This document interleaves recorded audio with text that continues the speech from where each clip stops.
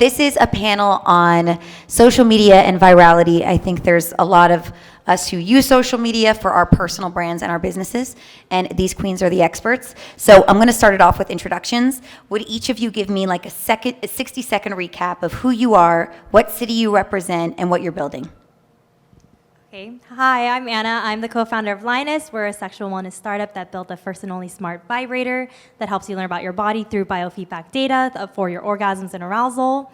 Representing San Francisco, and I'm on this panel because I grew my TikTok in a year organically with 400,000 followers and 8.9 million likes. Wow.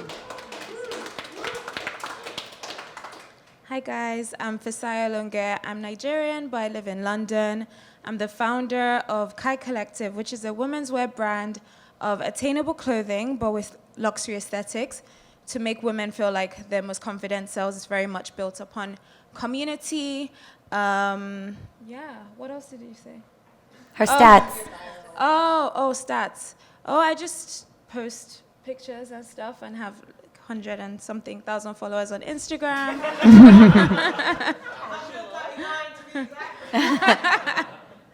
Yeah. Cool. Okay, hi guys, I'm Liz.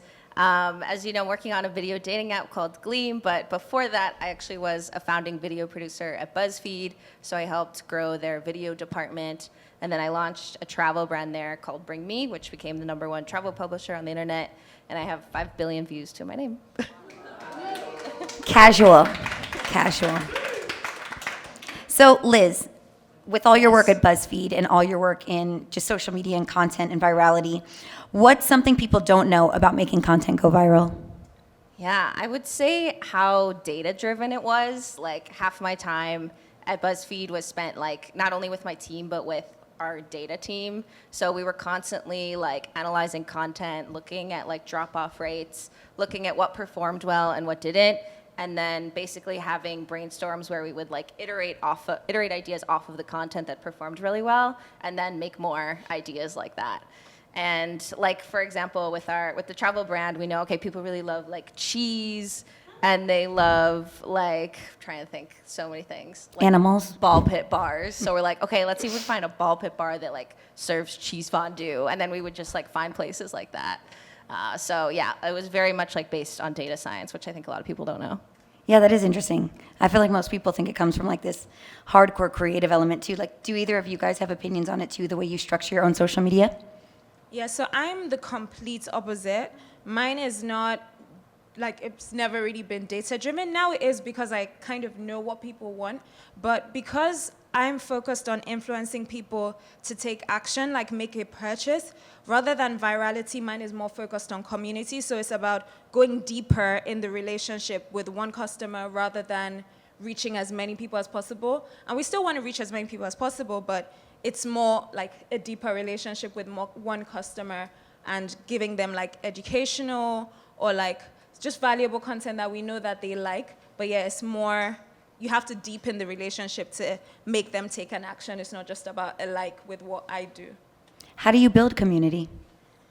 I think it's just, so I started building community before I even realized I was building community. I had a blog before I had Instagram, and on a blog, you would post on your blog and then share it on social media, and like people would just come to your website. And I think when you have that foundation of people actually taking an intentional action to go to your website, it's more than just going to like an Instagram profile because they follow you. And so I've just always had that. But even now, like with attracting new people and wanting them to join my community rather than just an audience, I think it's doing things like I ask a lot of questions, and I have to like interact with people and share, be vulnerable. Yeah, basically. A lot of it has to do with vulnerability and like a shared experience. Okay, cool. It sounds like everyone has different strategies. Like, what strategies do you guys use for going viral? I feel similar to you. I really did my TikTok very accidentally. If I did it meaningfully, I would have done it on our company account. But But it was just me being like, I feel like in the 7 years, I've learned so much about sex education and the research in sex, and I realized like most people don't know that. And so a lot of times I was like, man, I should just talk about the things I've learned, or I have like so much orgasm data that I've collected over the past 7 years of R&D. So I'm like, I should just share the things that like really work, like coffee or like whatever. And so I just started posting those things, and people were just like really interested. And actually, the strategy has now become that I don't actually push our product in any shape or form. So most of my videos don't even say Lioness vibrator. But the nice thing about it is that because I've started building this community of people that really like my content, people are being like, oh, like what does she do, or like what does she engineer? And people comment for me and being like, dude, she invented this like vibrator, go buy it, it's on Lioness. And so it's kind of really organically made people feel, I think, this authentic thing of like, I just happen to do it, but I'm not pushing the product. It's an interesting point between using your personal brand and your personal branding to build your business.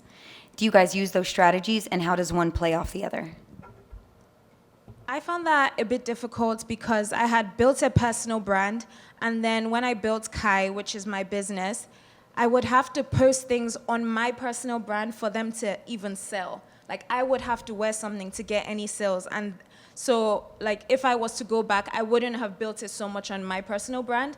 I feel like now I've broken that wall, and now I don't have to even like mention something on my Instagram for it to sell, and that's where you want to be. I definitely think that my personal brand is where like I'm vulnerable, and like it's me, and people are like drawn to my person, and that then crosses over to my what's it called?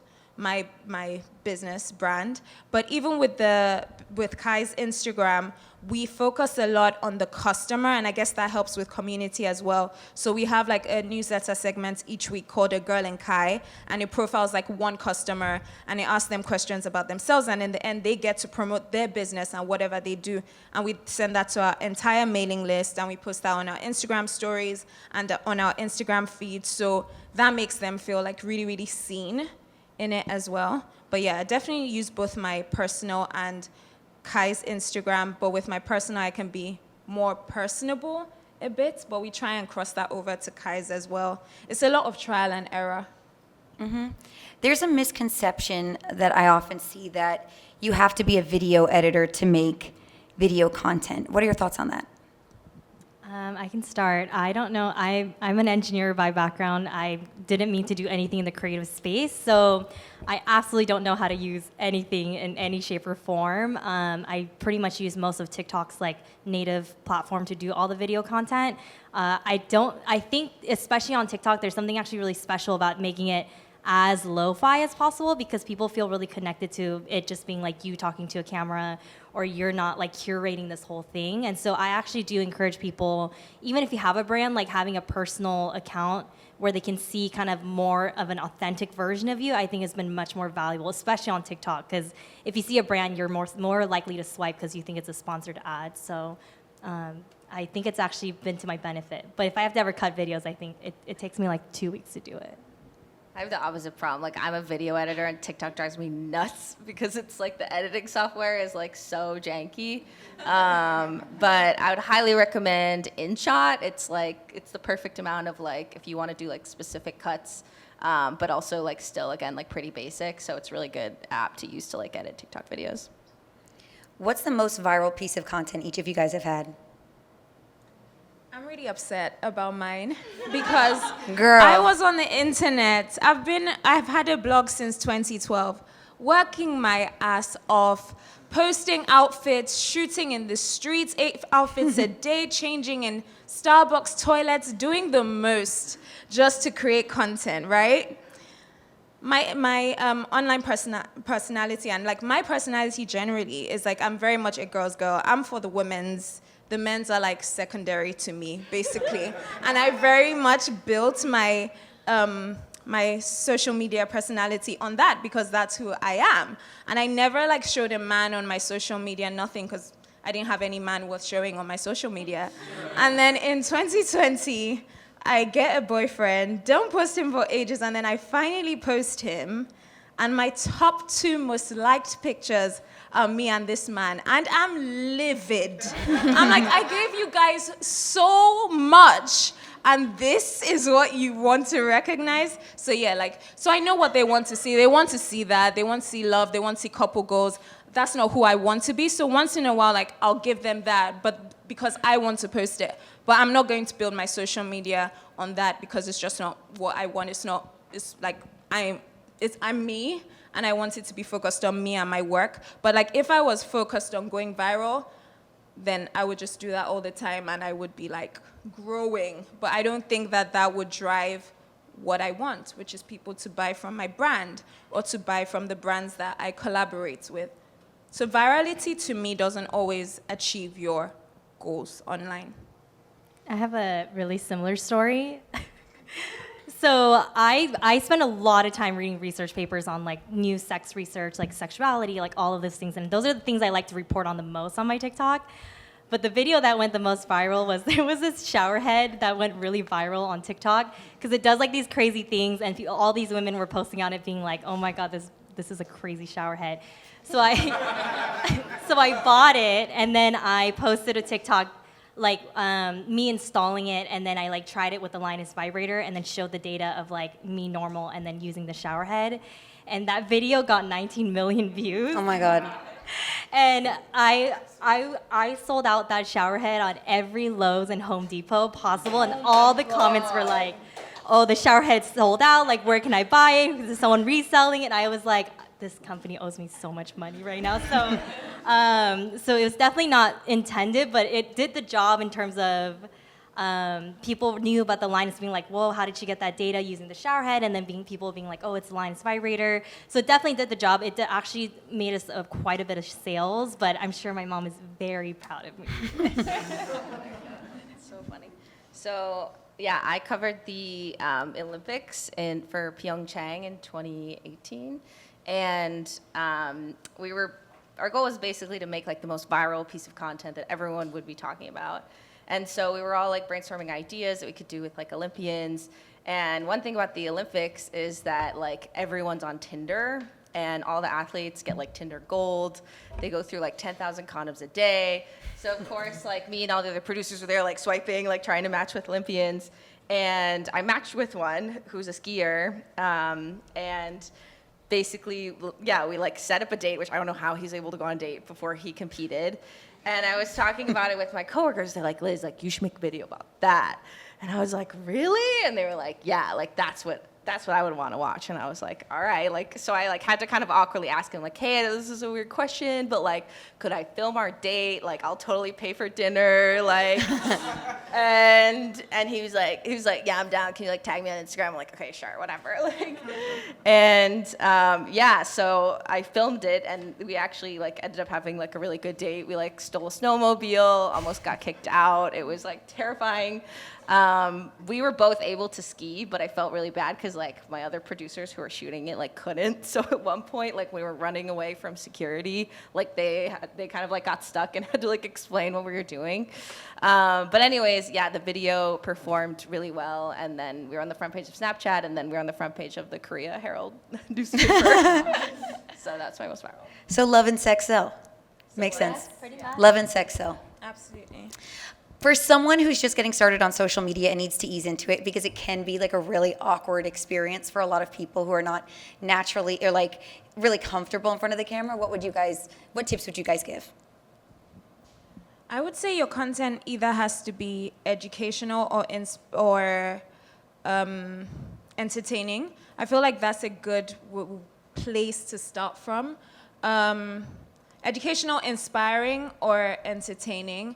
And generally, for me, what I found worked was having a mix of like inspirational content and aspirational content. So things that like I'll post that I'm in Bermuda at I don't know, Hamilton Princess, and then next week someone can actually come to Bermuda to Hamilton Princess, right? So that content inspires them to book this trip. But then you also post about Forbes Under 30, and not everyone can get there. So that makes people like, dial into you more. How do I explain? Because like you're posting a mixture of things that they can achieve, and so they want to be like you, but things that they can't really, and so they want to be like you even more. I just find that mixture of inspirational and aspirational really important. It also applies in fashion, because I wear like a lot of low-end brands, but also higher-end brands, and people like that. Everyone with like most incomes can buy like Zara, right? But not everyone can buy Balenciaga, so they like look up to you in a way that keeps them like dialed in, because they can't access everything about you, if that makes sense. I think mine's very specific to TikTok, because I think a lot of people have told me multiple times, like, oh, I don't want to post like 3 or 5 times a day. Like, this just seems like something I don't understand. But as a proof point, like, I actually only post once every 3-4 weeks, and it does fine. I think it's mostly like the amount of content and how much you engage with the people in your community. And then also just, I agree. I think if you're not, I always tell people, like, if you're not trendy or funny, like, don't try to do it on TikTok, because then people sniff you out immediately. So just, I think the most value people can bring is like the things you've learned as an entrepreneur, like things you've learned as like building a company, or the things you've learned, I don't know, just something that you're really, really good at, I think are probably the best bets for growing a community on TikTok. And I think also like the beauty of TikTok is that it's all about authenticity. Like to me, TikTok is like the anti-Instagram. Instagram represents this like highlight reel that most people can't achieve, and like frankly why I think Instagram's gonna probably like die in the next few years. But TikTok like is all about just like being yourself and like being true and being real and being honest. And I think that's something like we're not used to, because especially like millennials, like we grew up with, you know, Instagram and feeling like we have to put a lot of thought and effort into every single post. But, like with TikTok, you don't have to do that. So like it's almost better to just kind of like be who you are, because that's what people want to see. Oh, sorry, go ahead. No, I was gonna say, like, I absolutely agree with being authentic online, and you just can't go wrong if you're yourself. But I actually don't think that people want all real and true and honest. I don't think so. So that's why I'm not saying Instagram won't die, but I think that there would be something else. People want aspirational content. That's why people like the Kardashians. People want to see this life that they can't achieve personally. So I don't think like people want all like super authentic. It's a hard balance to figure out between the two, of like being authentic to yourself and then also trying to figure out, you know, who's this fantasy version of yourself. Well, also if you have clients, and I know a lot of us are in like financial industries or like different types of industries where it's maybe a little shunned upon to have too much personality online, or like, you know, you have to take a certain, maybe a more serious persona. It's maybe not the easiest thing to ease into too. Anna, with your TikTok success, talk about the algorithm, what it all means, how to make the algorithm work for you. Is the algorithm even real? What's the tea? I've heard so many rumors of like what TikTok does, and all of it, I will say, like, it's probably mostly rumors, things that I've heard just like other people work and doesn't work for people. It changes constantly. I can't even tell you like what the exact thing is. I think the only thing that makes sense is like it should be really short. It should be really interesting in that really short period of under a minute. And in your first 10 seconds, it better have a catch that like keeps people from preventing them from scrolling through. Talking fast is really helpful. I've heard like things where they have like image recognitions where if you're like holding the same makeup and they're really pushing makeup that week, and you hold that same bottle that went viral and someone else makes a video with that same bottle, it also will pick up that video on your For You page. But it's all speculation. I have no idea. I don't know. Yeah, no, it's hard. So will you tell each of us your Instagram handles? Oh, you want me to start? Yeah. So my Instagram is Anna is average. My TikTok She's not. is... She's not average at all. It's a whole story. Ask me later. And then my TikTok is Anna the average, which is also terrible things. You should really merge them into one handle. And then Lioness is all Lioness Health. I'm Fisayo Longe everywhere, and my brand is Kai Collective everywhere. My Instagram is Wanderliz with 2 Z's, and I haven't launched my new TikTok, which many of you will be featured in on Entrepreneurship, but right now the name is like Entrepreneur Chick, CHIC, until I come up with a better one. Cute. Thanks, guys.